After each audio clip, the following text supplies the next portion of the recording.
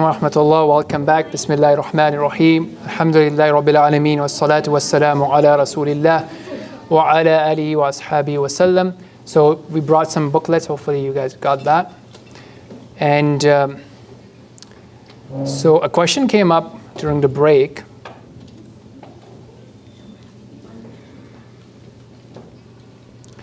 And that is the same thing, right? So we talked about how you can start conversations with people that you know at work, gym, building, other people that you deal with, and then you can set up some sort of an expectation and rhythm of maybe once a week, once a month, sort of cadence to continue that conversation. Now, it could be difficult, obviously, if it's a family member, such as for converts, or if you have if you have family members who are non-Muslims.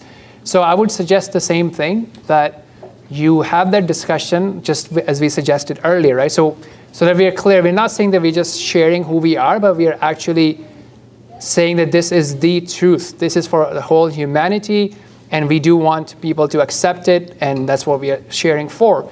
Yes, there's an element of understanding, but we are also sharing because we care and we want people to accept the truth.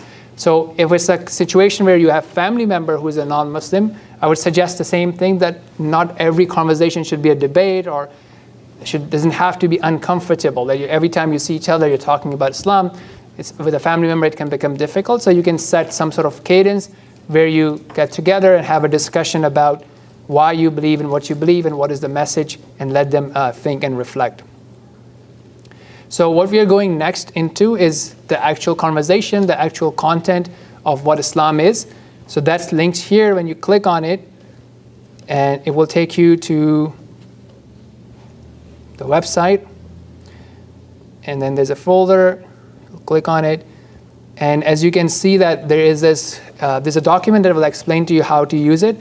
You can then open it and then click on file, make your own private copy, and then you can edit your own private copy, right? That would be your own pitch deck that you can keep editing and keep utilizing however you want to. And all the links I've shared, you can download it, but I would also suggest bookmarking it, because I do keep updating that from time to time. So whenever I have new content or new ideas, I keep it updated. So we will now go through that presentation.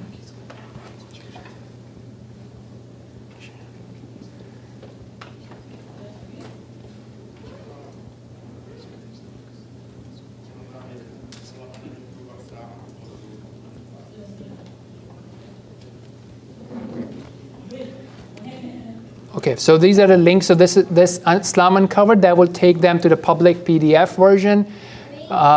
These are also presented in this playlist. So Islam Uncovered videos are playlists. So right now we are going through this content as in a training mode, so we'll be talking about it. I might at some point add presenters' notes for you guys as well. But even if not, then you'll have this training videos to support you if needed. But Islam Uncovered, that's the public view of it, that's for non-Muslims. Islam Uncovered videos are also for non-Muslim audience. So you can see them actually being communicated to non-Muslims live. So typically, again, there's going to be different topics that will be covered here. Depending on who you're talking to, you can choose to pick and choose, right? So when we have, for example, people visiting Abu Huraira Centre, like the Christian group that we had last weekend, or someone I'm bringing, I might explain to them what a masjid is, what are different activities we do, what are different rules, different people here and whatnot. Then obviously I'll introduce myself, different things so they can relate to it, my masjid life, non-masjid life, and so on and so forth. And similarly, you would always have your own introduction, pictures and stuff. So then I will ask them about who they are. This is for, again, masjid open house sort of scenario.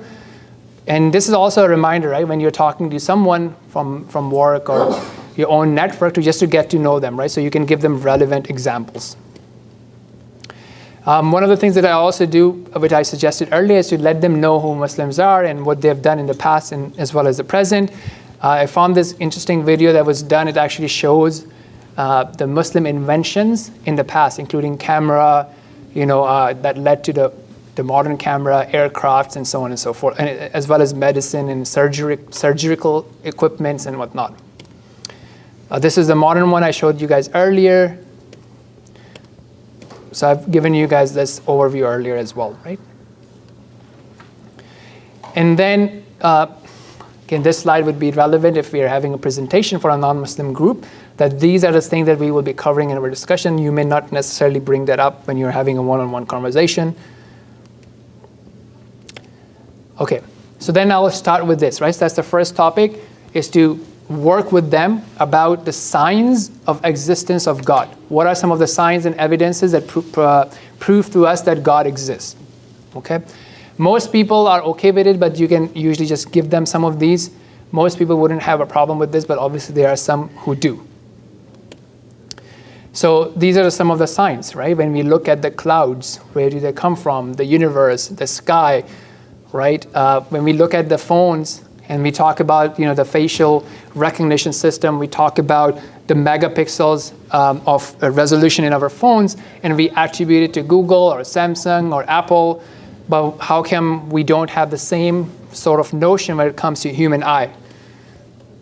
Okay, so when we see design and perfection in human creation, we always attribute, but how come we don't do it for other reasons? Like what we are skipping a step here, right? Human eye and the details around it, the brain, so on and so forth. So the Islamic concept is there is a God. Okay, there is an intelligent God that actually planned and designed and created everything that exists. Okay, so the point being that it is also a logical argument. Yes, people can claim that there's no God. We are living in a simulation. There are people who claim that. There are people who claim that we are results of Big Bangs that happen, like someone throwing a bucket of paint on the wall and Mona Lisa being drawn, right? So people can claim anything, but the point being that we are as logical as their claim, if not more. Okay. What is our stance towards science? We'll have more on that topic, but one thing that if you wanted to bring it up, science cannot answer everything. Does anybody think that science can answer everything? Okay, so there are many examples you can give it to them. Something, as some people think that, I only believe in science, which is a false statement. So people know, for example, they have knowledge of who their mother or father is. Okay, that is a knowledge that most people have, right? Is this knowledge a scientific knowledge? Okay, most people haven't acquired this knowledge based on a scientific experiment.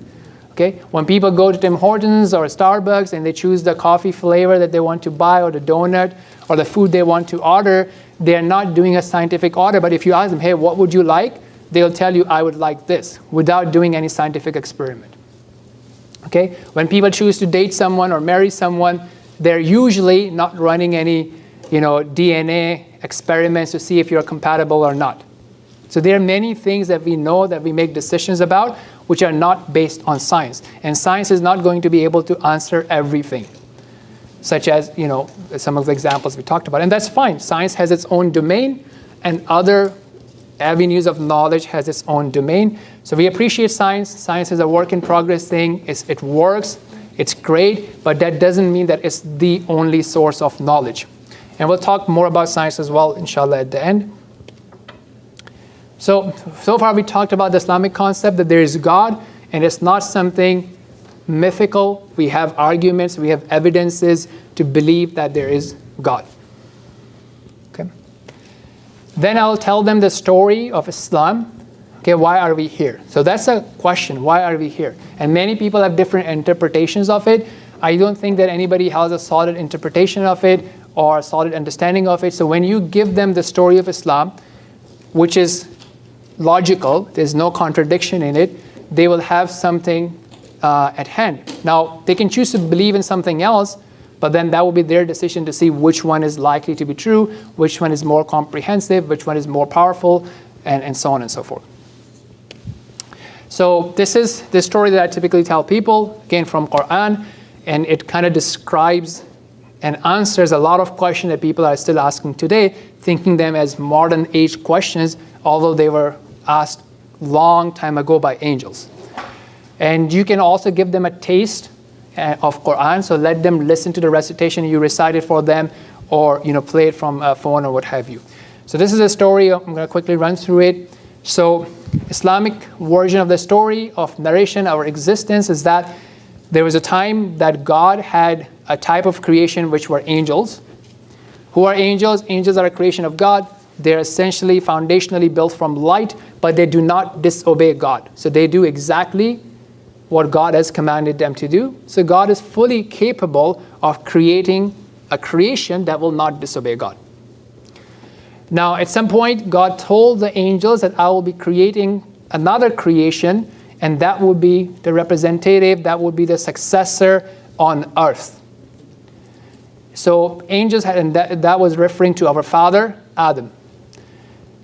So angels had a concern. They were like, why would you create someone who would, spread corruption, who would spill blood, while we are always obeying you, we are always praising you, so why would you create that? So that question of why is there evil on earth and so on and so forth, that's an old age question.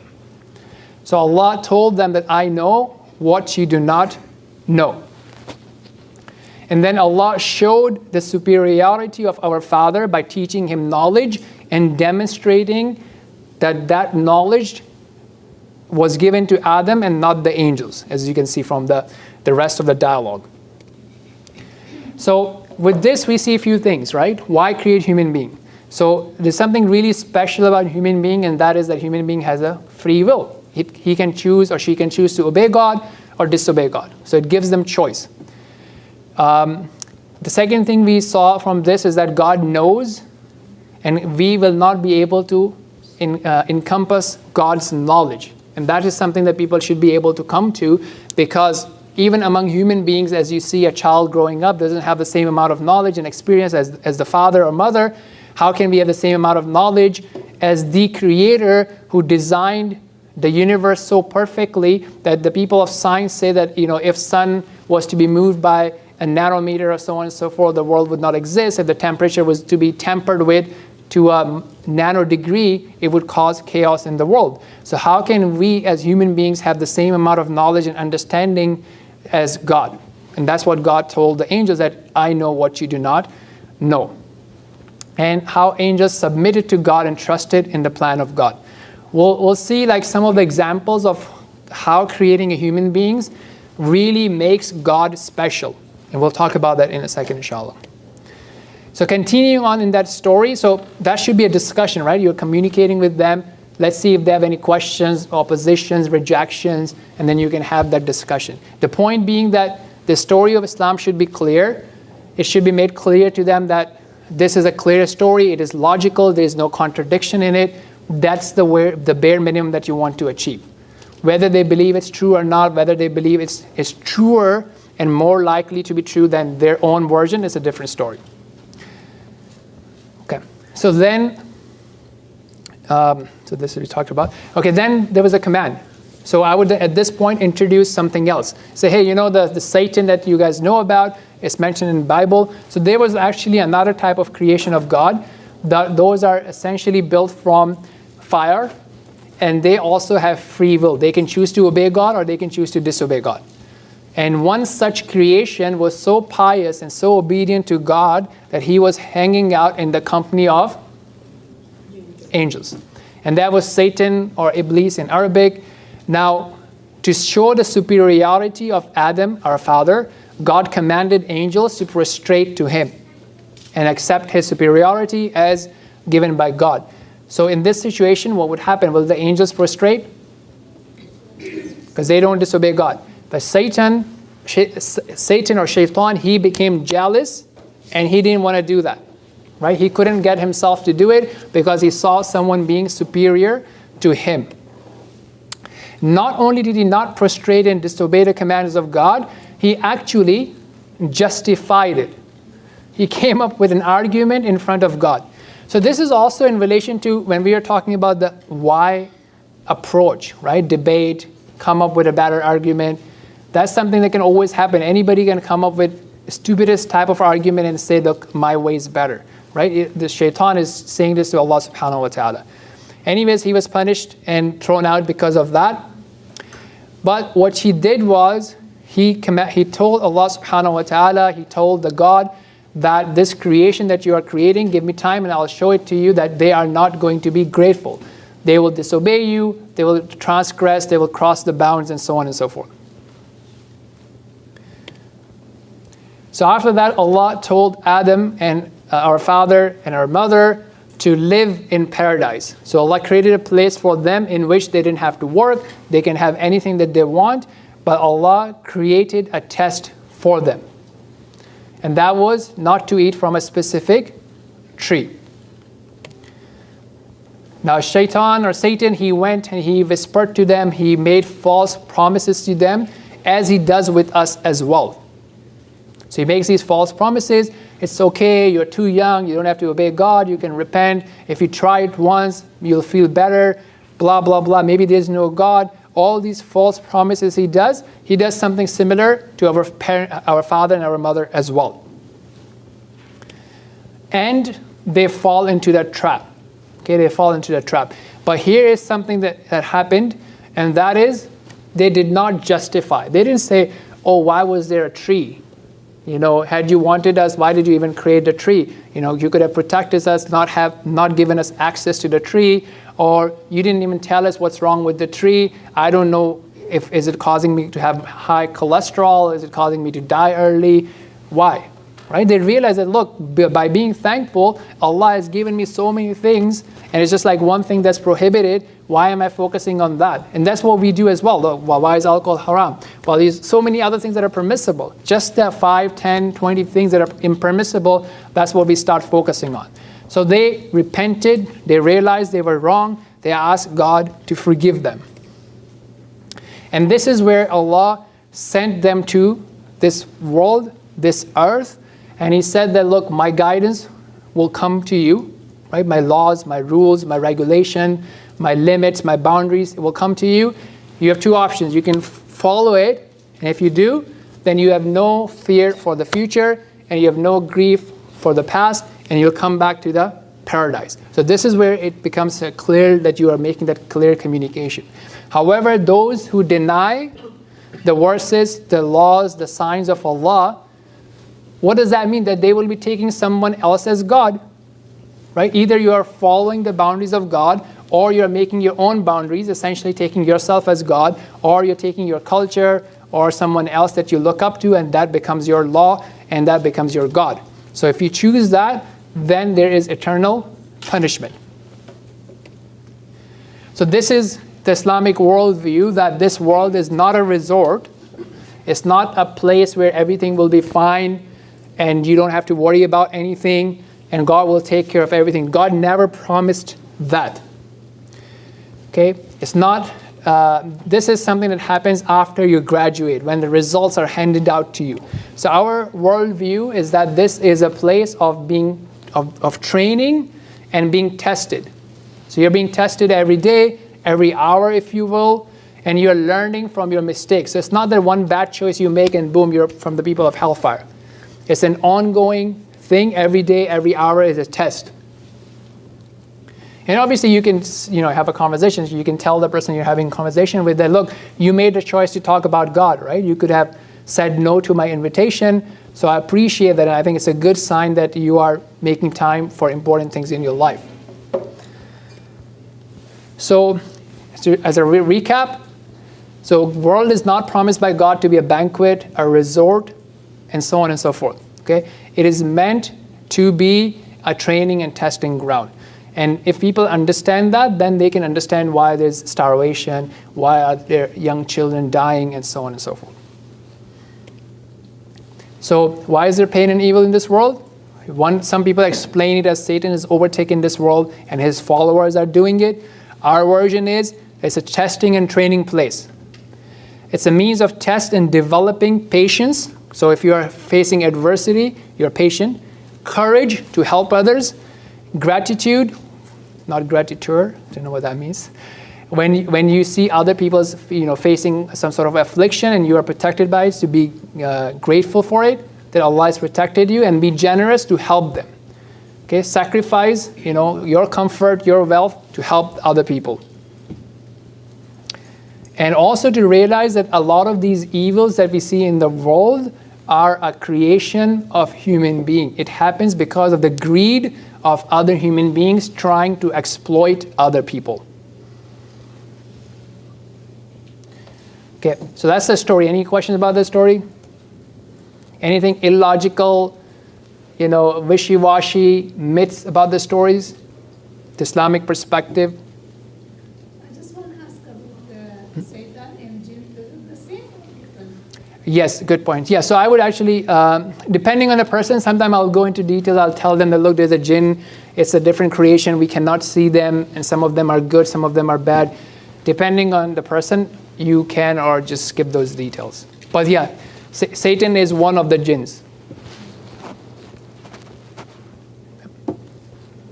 Okay. Then I will talk to them about who is Allah, right, from Islamic perspective, who is God. So clarify to them, like especially if it's Christians, that look, the word Allah is Arabic. Even if you open a Bible, Arabic Bible, it would say Allah, right? Okay, so here is how Quran tells us about God. That He is the only true deity worthy of worship. Worship means obeying Allah with utmost love and utmost humility. So you're doing it out of love, and you also realize that you are humble, that you're dependent on Allah, and so on and so forth. We also explain to them that Allah is the Rabb, which means that He is the creator of everything. So He's the creator of these hands, these eyes, your eyes, the heavens, the skies, the earth, the rain, the rivers, the seas, the ocean, everything, all the animals, sea creation. Allah is the creator. Same time, Allah is also the indirect creator of other things like mobile phones, aircrafts, cars, because who are the people behind it? Who are the human beings behind it?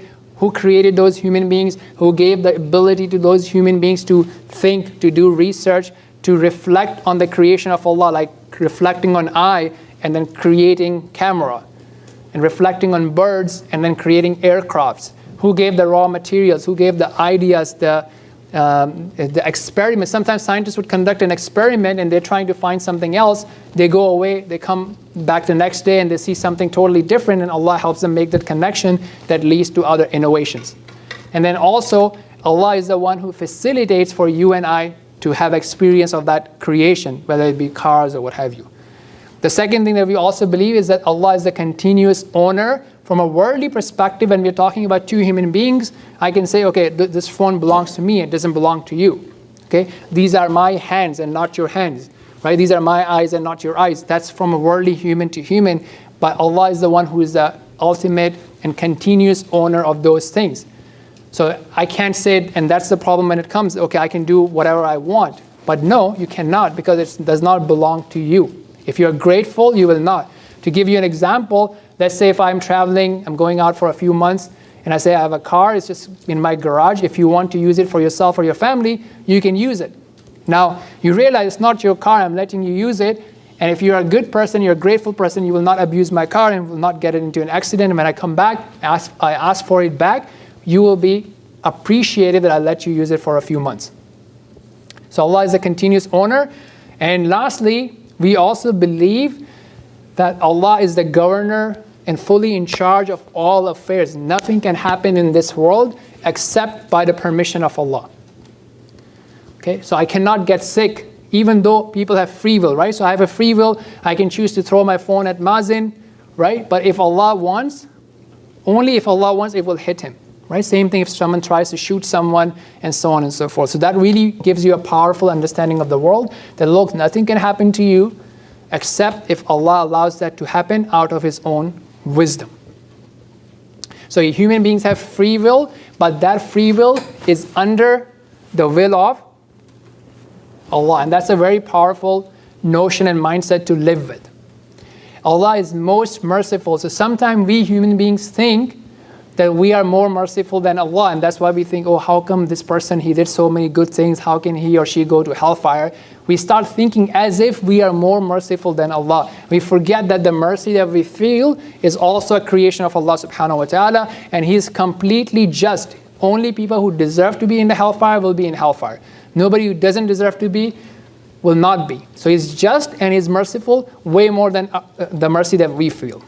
And He is all wise.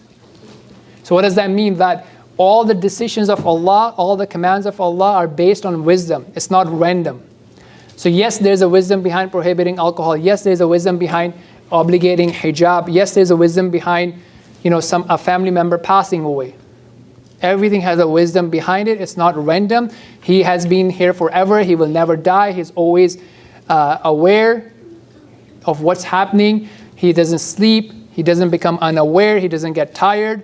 And nobody has any right in his dominion, in his creation, except him. He has complete knowledge of what I'm thinking, what I'm doing, what happened yesterday, and what will happen tomorrow. And all these attributes are unique and exclusive to him.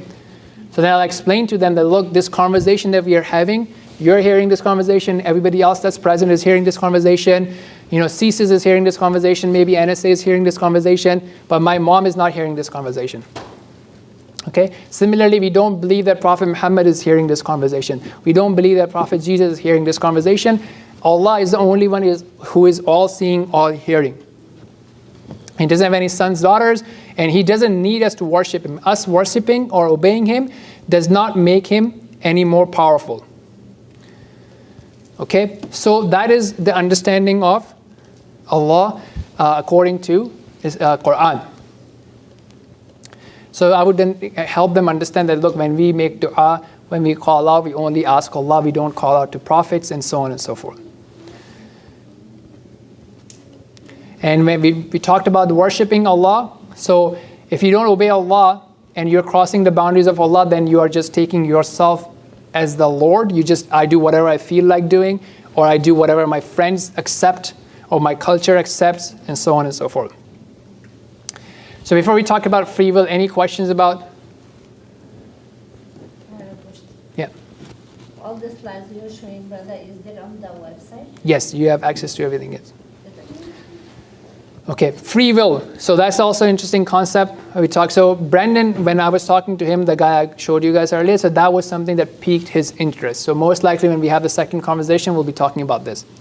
So I help them understand that, look, in this world, the way it works is, first of all, Allah knowing everything does not mean that Allah compels us. Okay, these are two different things. Sometimes people mix them together, and they are subconsciously thinking that if someone knows what will happen, that means that you don't have a choice. That's not true. Moreover, we know from Islamic law that whenever you don't have a choice and you don't have ability, you are not accountable. To the point that, look, if someone puts a gun at your head and say, I'll kill you, deny Islam, you can do that. So whenever you don't have a choice, you are not accountable, right? So you don't have a choice of fasting. You cannot physically fast. You're not accountable, and you don't have to fast. You're not able to stand. You don't have to stand in prayer. And if you don't have the mental ability, you're still not accountable. So children are not accountable in Islam. We don't believe that we are being punished for sins of other people. There's no concept of original sin, and so on and so forth. So you are only accountable when you have a choice. Okay, and yes, at the same time, Allah knows the choices you will make, because if Allah doesn't know your choices, then it's a weak God, it's an imperfect God. He doesn't know. You can surprise Allah. How can that be possible?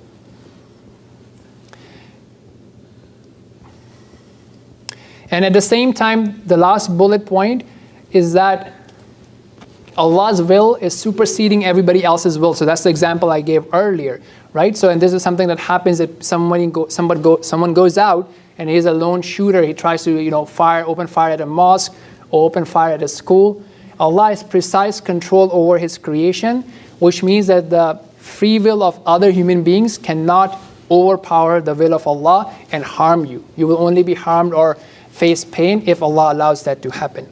But we are responsible for our actions. So other examples that I use is two people driving different cars. One is under the influence of alcohol and is totally out. The other person is properly driving. If there's a crash, and both of them die, the end result is same. However, one is responsible and one is not. Okay, so that's the thing. And then obviously, if Allah wanted, He could have protected any of those. Then I would also explain to them that there are two types of will of Allah subhanahu wa ta'ala. One is universal. And again, you can choose what you want to explain and what you can skip depending on your audience, your level of comfort, what their interests are. So universal will is Allah's decision that is applicable to all human beings. Allah chose when we will be born. You don't have a choice. When will you die? You don't have a choice. Will you be successful in what you're doing in terms of wealth or fame or power or whatever you're doing or not? And nobody has a choice whether you're a Muslim or not. There's second type of will of Allah, that's the legal will of Allah, what is also known as Sharia, or also known as Islam. So in this case, you have a choice. You can choose to obey Allah or you can choose to disobey Allah, but these choices have consequences. You will only have consequences or accountability when you have knowledge and ability. If you don't have the ability to do it, then you're not accountable. If you don't have the knowledge or the ability to comprehend the knowledge, you're too young, or you're not mentally there, then there's no issue, there's no accountability. And human cannot overpower Allah. We already talked about it. So this is what summarizes it. Okay, so any questions about this? The concept of Allah, the understanding of Allah as per Quran.